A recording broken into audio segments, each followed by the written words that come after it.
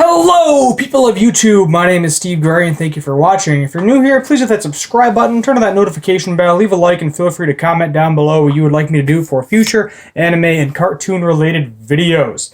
So today, we are talking about Tower of God, Season 1, Episode 7, and not a bad episode overall, but really not a whole lot going on. We learned that a little bit more about the Jihad princesses.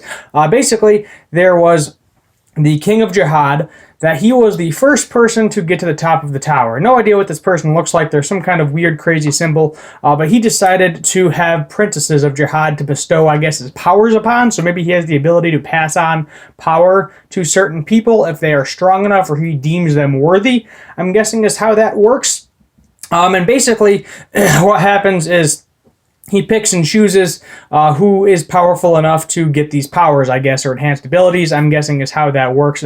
They're not actually blood related. They are not actually his children. They're just called Princess of Jihad. However, the rule is they're not allowed to, basically they're not allowed to have sex, have children, have a family. They're not allowed to do really any of that, which is why we have Anak and why she is a problem and called a fake princess by, I believe her name is Endorsi. Yeah, Endorsi, if I'm saying that correctly. But basically, Anak's mother was an actual princess of Jihad, and the reason they're not allowed to have kids is because they have the ability to pass on those very strong traits to their children, which apparently the King of Jihad does not want to happen for whatever reason. We didn't really get an actual reason for that. That's all we know. So basically, the beginning of this is Anak and Endorsi having at it. They knock each other off of the tower with incredible power, incredible speed. They are just extremely powerful women. And I'm sure they're going to get to a very, very high level, I am assuming. And basically, what happened is they broke each other's stuff. So Endorsi got her leg broke. I think Anak got her tail broke because it was a very large fall. It's basically a fall where it's large enough for something to break, but really not large enough for you to die unless you fall and land wrong. So they both ended up spending a lot of their points in order to basically get themselves healed, ready for the next test, being able to get to the next level. We are still apparently at level 2. I thought we were on level 4 before. I was corrected in the comments of my previous review. We are still on level 2, so we have to do all these tests just to get level 3. So this could take a while. I got a feeling that this is going to be a very long anime, and that's not a bad thing, because then you can do a lot of character development, a lot of different storylines, a lot of different things.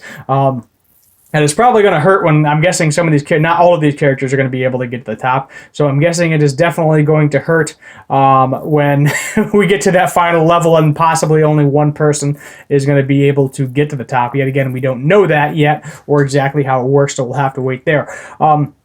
So the next test basically is kind of tag. Basically, they have two people that are it on the opposite teams. If the it steals the other person's it, they gain like 200,000 points, which is a lot of money, I'm assuming.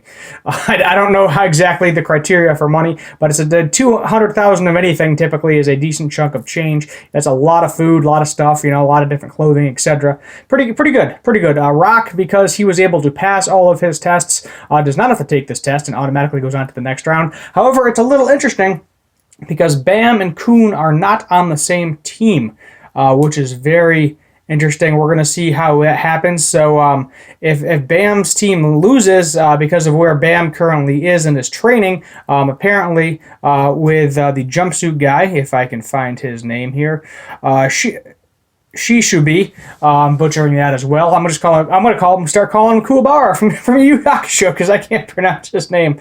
But basically, jumpsuit guy, he is being used as bait for one of the rankers, Quant, who is the one that messed up Rachel's team.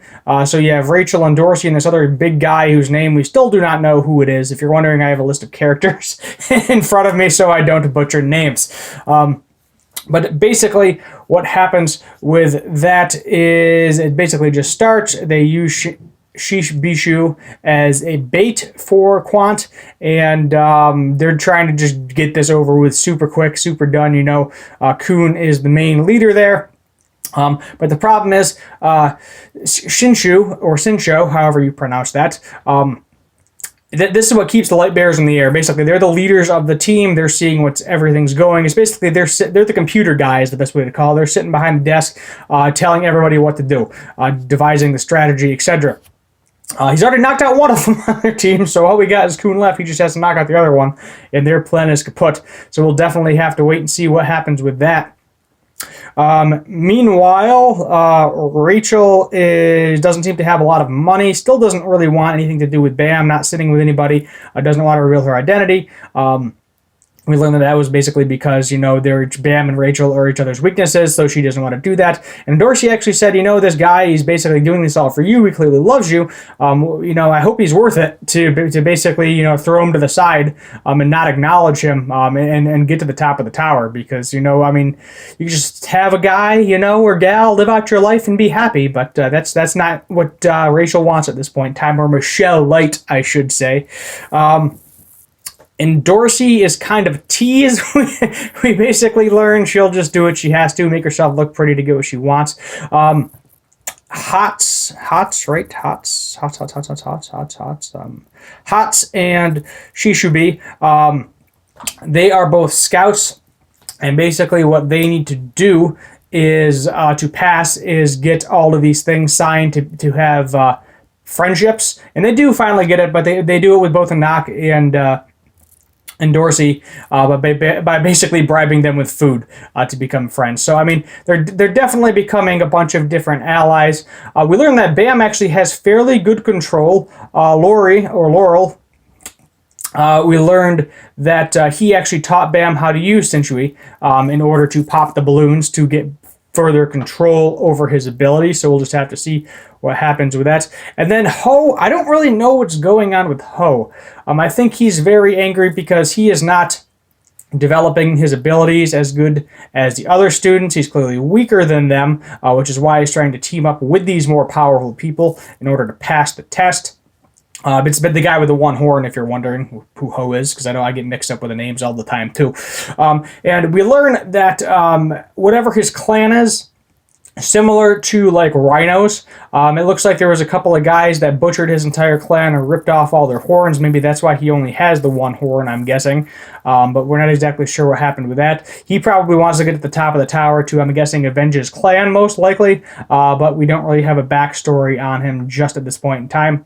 When they're making the giant blue magical orb, I guess as I would call it, he is having a very difficult time. He can't get any of the balloons to pop, and he can barely hold the orb himself. And that's got to be disappointing. You got all this way. You get to finally climb the tower, and then basically you're SOL. Unfortunately, not much you can do with that, which sucks pretty hard. Moving forward to the next episode, we're going to have, obviously, a game of tag. Still on level 2, so holy crap. We're going to be on level 2 forever. We're on episode 7. I thought we'd get to level 10 by the end of the season, but I am very much so mistaken. So this is probably going to be one of them 500 plus anime episodes, if it's going as long as I think it's going to be. It's going to be the next Naruto with all them episodes, or maybe even One Piece, even though One Piece, who knows, that's never going to end. It's got to end at some point, guys. One Piece has to end at some point.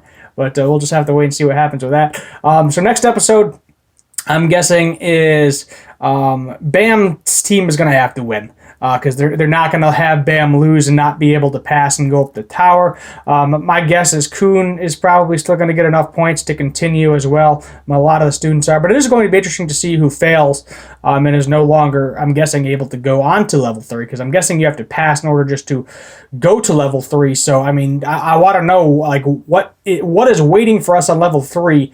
Is it that freaking powerful and OP that there's something so crazy there that they have to go through all of this crazy training and develop their powers, go into categories, and do all of this before they even get to level 3. So who the heck knows? There's going to be some hell of a challenge, I'm guessing, when we do finally get to level 3. Well, my guess is Bam's team is definitely going to win. So Quant, he's on the team with Quant. Most likely they're going to have to win. Bam is going to obviously advance. Kun is probably still going to advance. He's probably going to get enough points because it's all based on points. Is how many points you get in this particular round. That basically tells you whether or not you can get to the high level or not. I don't know. I'm guessing the rankers have some sort of grading criteria as to how they pass people for the next level, but I'm guessing it's not going to be that many because there's quite a few people right now. I'm obviously Rachel, her team's probably going to get there. Kuhn's probably going to get there. Hotz and his team is probably going to get there. Ho 50-50, red-haired girl whose name I don't know, Rune, How Rune. That's the one that Bam messed up her eye. Probably going to get up higher, too. I'm guessing at some point Bam will probably get the Black March back, and maybe Yuri will show up. I'm guessing she's going to have to show up at some point if she wants her sword back. And a knock, there is a possibility, I'm guessing, that she might be killed at some point in time, just because she was supposed to never exist. So that's my kind of guess, is there's a very real possibility that if anybody's going to die, most likely it's going to be a knock. So that's pretty much the gist of that. Anyway, that was kind of my general thoughts, idea, and review yet again. If you like this video, please hit that subscribe button. It helps. 400 subscribers. Woo, woo. Woo, woo. We're getting there, guys. We're getting there. Remember, if I get to 500, you do get that Rick and Morty Szechuan sauce giveaway. So that's something to look forward to if you enjoy Rick and Morty and if you enjoy some Szechuan sauce. My name is Steve Gray. Thank you for watching. And as always, have a good one.